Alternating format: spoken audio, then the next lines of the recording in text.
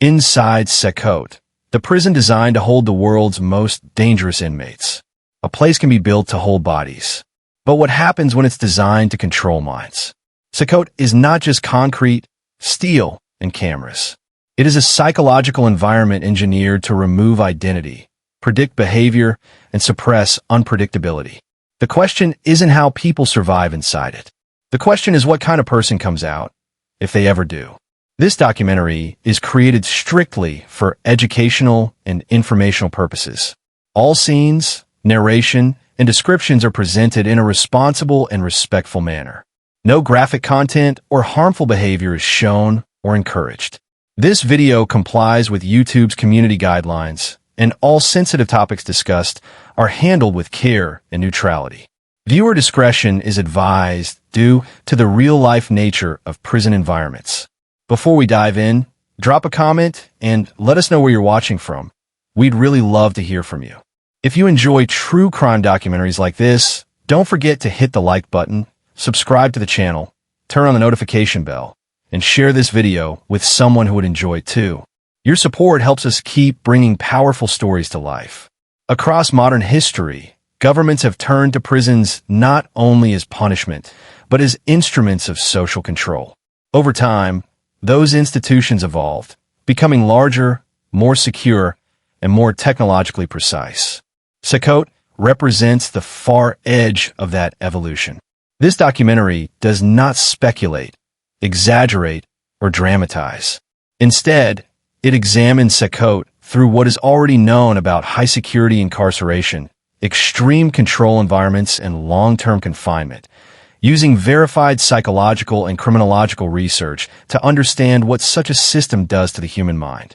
What you are about to hear is grounded in documented patterns observed in maximum security prisons, validated by decades of research from institutions that study inmate behavior, institutional control, and psychological adaptation. This is not a story about monsters. It is a story about systems and what they demand from the people trapped inside them. The logic of total control. High-security prisons are not designed around rehabilitation first. They are designed around risk management. Research from correctional psychology shows that when a facility is built to eliminate uncertainty, every aspect of daily life becomes regulated. Movement, communication, posture, eye contact, even silence. Over time, the environment teaches one lesson repeatedly. Compliance is survival. Studies referenced by institutions like the National Institute of Justice and the American Psychological Association reveal a consistent pattern. When autonomy is removed completely, the brain begins to adapt by narrowing focus. Long-term planning fades. Emotional range compresses. Decision-making becomes reactive rather than reflective.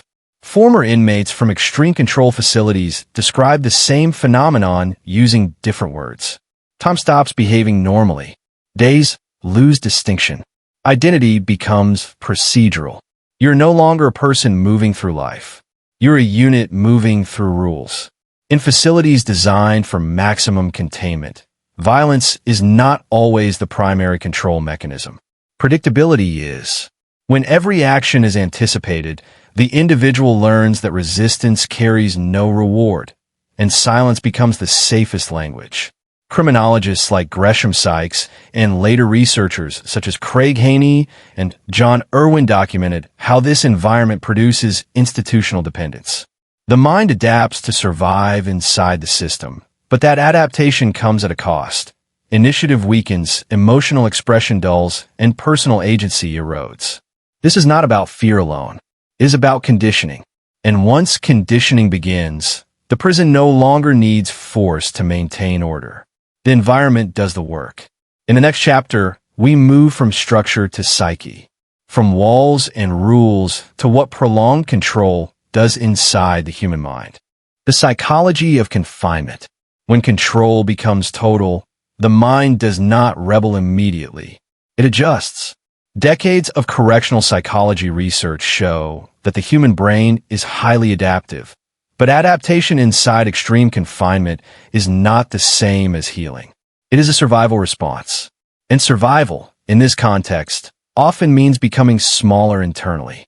In high-security environments, the most damaging element is rarely physical hardship. It is cognitive restriction. When stimulation is limited, social interaction is reduced, and choice is removed, the brain begins to conserve energy by narrowing attention. This process has been observed repeatedly in studies referenced by the American Psychological Association and the National Institute of Justice. Thoughts become repetitive. Emotional reactions flatten. Curiosity fades, not because it disappears, but because curiosity has nowhere to go. Psychologists describe this as psychological constriction. It is not madness. It is efficiency under pressure. Inmates in extreme control facilities often report that their internal world becomes louder at first. Memories replay. Past conflicts resurface. Regret loops endlessly. But over time, even that noise quiets.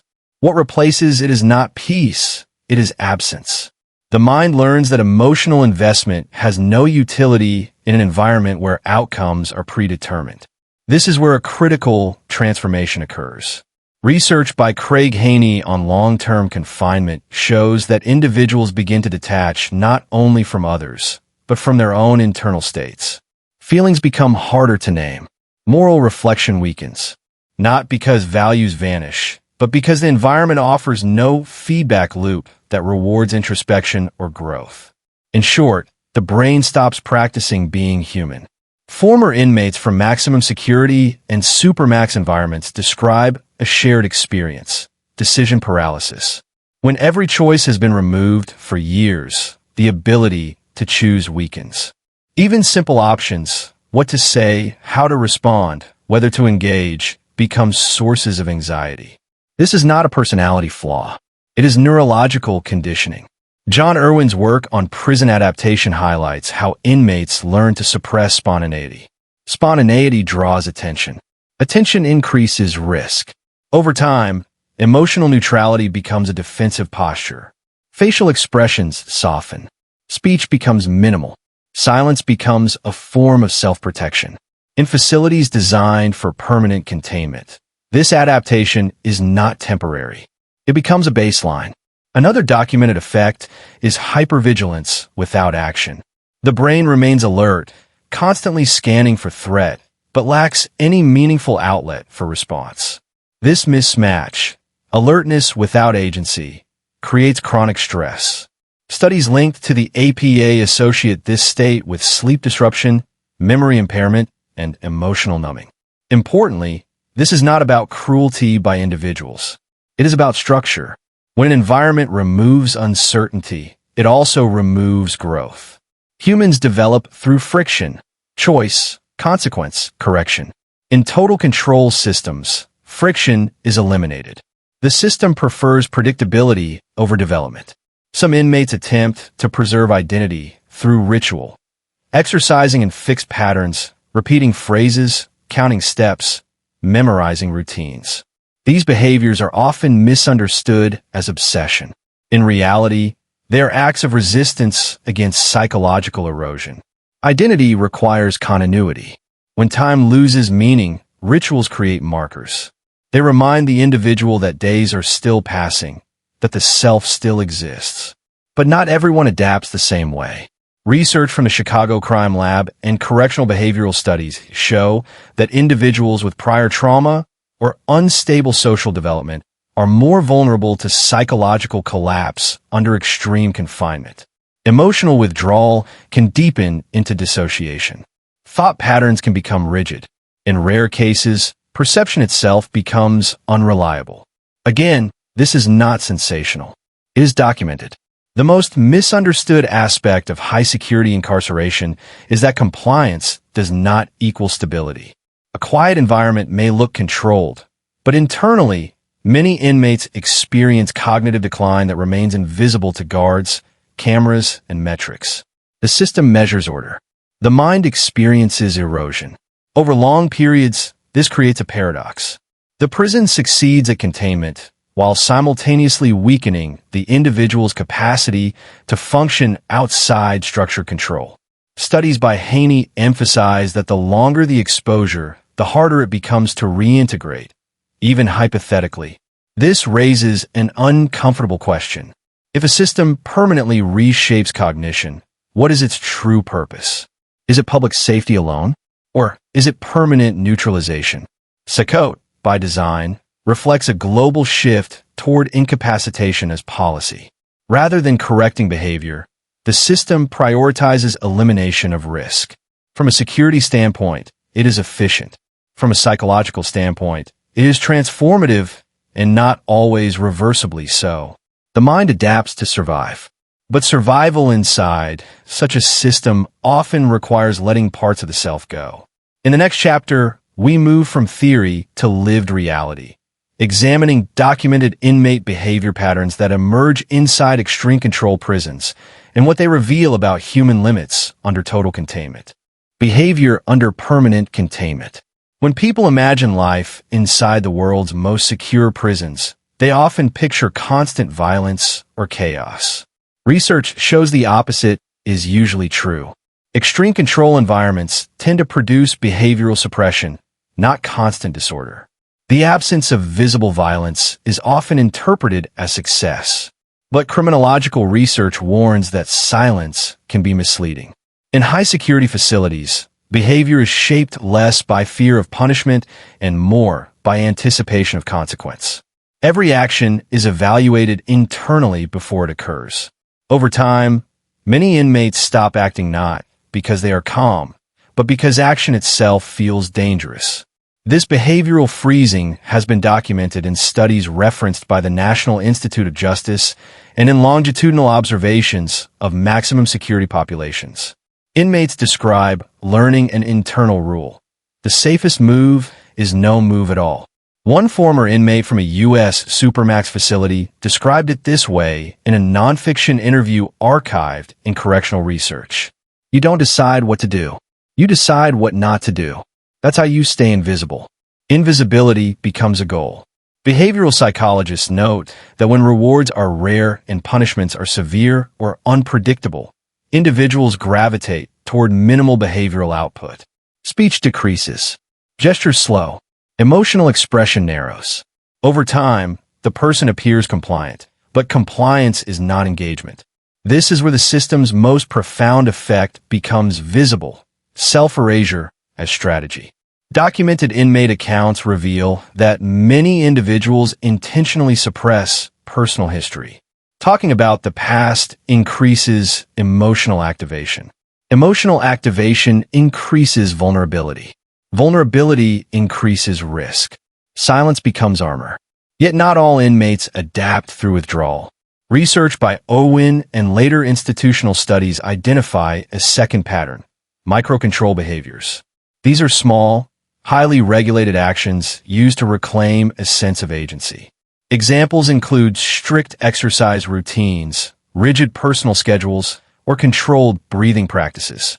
These behaviors are not signs of obsession. They are attempts to impose order on an environment where personal control has been eliminated. One documented case study from correctional psychology literature describes an inmate who memorized entire sections of policy manuals, not to challenge authority, but to predict outcomes. Knowing the rules became a way to reduce anxiety. Predictability replaced hope. This reveals a critical insight. In extreme control prisons, knowledge becomes survival currency. But even these coping strategies have limits. Over time, behavioral rigidity can harden. Flexibility declines. The mind adapts to rules, but loses practice responding to ambiguity. This effect has been repeatedly observed in populations subjected to prolonged confinement. When ambiguity disappears, adaptability follows. Another documented behavior pattern is emotional misalignment. Inmates report that emotional responses no longer match external events. Moments that should provoke reaction do not. Minor disruptions feel overwhelming. This is not emotional numbness alone. It is emotional recalibration under unnatural conditions. The American Psychological Association has linked this phenomenon to long-term stress exposure combined with lack of social feedback. Emotions require social calibration. Without it, internal responses drift. Perhaps the most misunderstood behavior observed in high-security prisons is compliance without trust. Inmates may follow rules perfectly while internally rejecting the legitimacy of the system. This creates a split between behavior and belief. Outward order. Internal disengagement. This split is not harmless. Research indicates that when behavior and belief remain disconnected for extended periods, individuals experience difficulty reintegrating into any environment that requires internal motivation. The system teaches what to do, but not why to do it.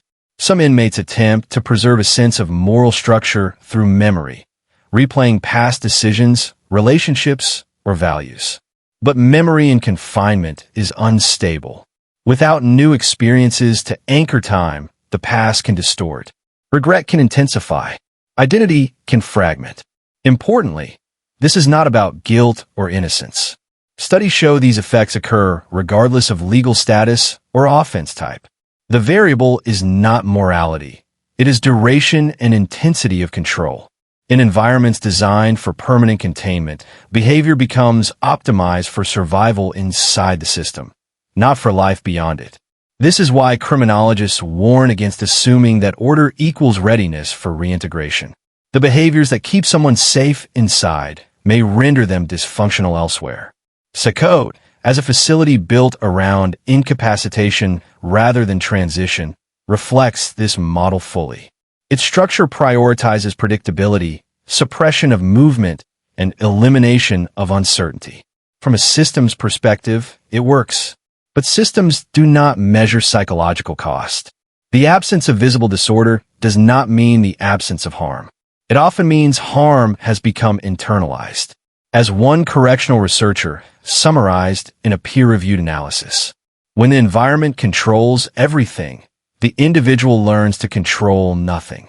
In the next chapter, we examine the long-term implications of this model, not in theory, but in what research suggests happens when individuals remain under extreme containment indefinitely, and what that means for society beyond prison walls. What happens when confinement has no end? The human mind is built around one quiet assumption, that situations change. Even in hardship, people survive by believing that time moves forward, that effort alters outcomes, that tomorrow is not identical to today. When that assumption is removed, when confinement has no clear endpoint, the psychological impact deepens in ways that research has only recently begun to fully articulate. Studies cited by the National Institute of Justice and long-term analyses reviewed by the American Psychological Association reveal a consistent finding. Indefinite confinement alters how the brain processes time itself. In extreme control environments with no meaningful milestones, inmates stop orienting themselves toward the future. Planning becomes irrelevant. Hope becomes cognitively inefficient. The brain adapts by collapsing time into the present moment, not as mindfulness, but as necessity. This creates what psychologists describe as temporal flattening. Days feel interchangeable. Weeks lose narrative structure. Without future anchors, memory loses context. Events are remembered, but not sequenced. This is one reason inmates often struggle to recount timelines accurately after long confinement. Not because of deception, but because time ceased functioning normally. Craig Haney's research emphasizes that humans deprived of future-oriented thinking experience motivational decay. Goals require belief in consequence. When consequences disappear, motivation follows. In facilities designed for permanent containment, effort does not change status. Behavior does not create opportunity. Compliance maintains stability, but it does not open doors. Over time, the brain learns that initiative has no payoff. This leads to a subtle but profound shift: learned irrelevance. Unlike learned helplessness, which arises from repeated failure, learned irrelevance develops when actions are neither rewarded nor punished meaningfully. They simply do not matter. This condition is especially damaging because it does not provoke despair immediately. It produces quiet disengagement. Former inmates from long-term high-security settings describe feeling emotionally intact while simultaneously feeling detached from purpose. They were not always sad. They were uninvested. This distinction matters. A person who feels despair may still care. A person who feels nothing has already begun to disconnect. Research by John Irwin documents how prolonged incarceration in total control systems reshapes identity around the institution itself. The individual begins to define themselves not by values or roles, but by compliance status. Good day, bad day, restricted, unrestricted. These categories replace personal narratives. Identity becomes situational. This institutional identity is highly stable inside prison and highly fragile outside it. Studies from correctional reintegration programs show that individuals released from extreme control environments struggle most with unstructured choice. Freedom presents infinite options, but without internal guidance, choice becomes overwhelming. But CECOT, by design, does not prioritize reintegration. Its philosophy aligns with incapacitation, removing perceived threats from society permanently or indefinitely. From a security perspective, this reduces immediate risk. From a psychological perspective, it introduces a dilemma. What is the end state of a mind shaped only for containment? Research from a Chicago crime lab suggests that environments emphasizing permanent exclusion create individuals optimized for predictability, not adaptability. These individuals function well under rigid rules, but struggle when rules are absent or ambiguous. This has implications beyond prison walls. When societies invest in systems that prioritize permanent containment, they also invest in psychological stasis. Problems are frozen rather than resolved. Risk is managed rather than transformed. This does not imply moral judgment. It implies consequence. Another long-term effect documented in psychological literature is emotional narrowing. Over years, emotional responses become limited to a narrow band, neither extreme nor expansive. Joy becomes muted. Anger becomes internalized. Emotional neutrality dominates because it is safest. This narrowing does not reverse easily. Emotions are skills. They require practice, feedback, and social calibration. Remove those elements long enough, and emotional fluency declines. Importantly, none of this requires mistreatment or abuse. It emerges from structure alone. CECOT represents a global trend toward facilities built for absolute control. Technology, architecture, and policy align to eliminate uncertainty. Surveillance reduces unpredictability. Isolation reduces coordination. Scale reduces individual recognition. The system functions efficiently. But efficiency is not the same as humanity. Psychologists warn that when institutions prioritize control over cognition, they risk producing individuals who are psychologically intact but functionally incomplete. The mind adapts to survive, but the adaptation is specialized. Like any specialization, it comes with trade-offs. Perhaps the most unsettling finding from long-term confinement research is this. Many individuals do not experience their transformation as harm. They experience it as normal. Adaptation feels natural. Emotional flattening feels calm. Silence feels safe. Over time, the absence of distress is mistaken for well-being. But absence is not presence. As one peer-reviewed analysis summarized, prisons designed without an exit reshape people in ways that cannot be measured by behavior alone. CECOT exists at the intersection of policy, psychology, and fear. It reflects what happens when a society prioritizes certainty over change, control over correction. The question it raises is not whether it works. The question is what kind of future it creates, not only for those inside, but for the systems that depend on it. In the next chapter, we examine the broader implications of this model, how extreme containment reshapes institutions themselves, and what history suggests happens when systems are built to last longer than the people inside them. When systems outlive the people inside them, every institution eventually reveals what it was truly built to protect. Prisons are often described as responses to crime, but history shows they are equally reflections of fear, power, and political will. When a system like CECOT is constructed at massive scale, with permanence embedded into its design, it signals a shift, not just in punishment, but in how a society understands risk itself. Research in criminology and institutional psychology shows that systems built for indefinite containment begin to shape the institutions around them. Policies harden. Flexibility narrows. Exceptional measures slowly become standard practice. What begins as a response to crisis becomes normalized through repetition. This phenomenon has been observed across correctional systems globally.